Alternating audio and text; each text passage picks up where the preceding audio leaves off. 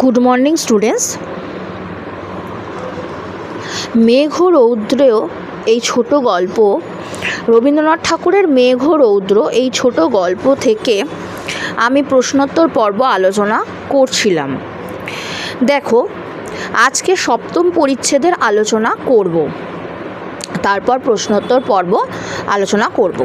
সপ্তম পরিচ্ছেদে কি আছে দেখো, যখন গিরিবালা ষষ্ঠ পরিচ্ছেদ পর্যন্ত আমরা দেখেছি যে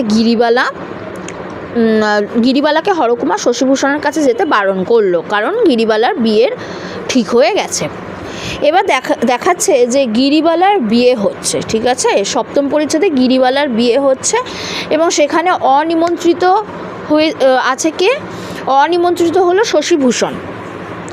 এবার দেখো, এখানে দেখাচ্ছে যে গল্প যখন এগিয়ে যাচ্ছে সেখানে দেখাচ্ছে যে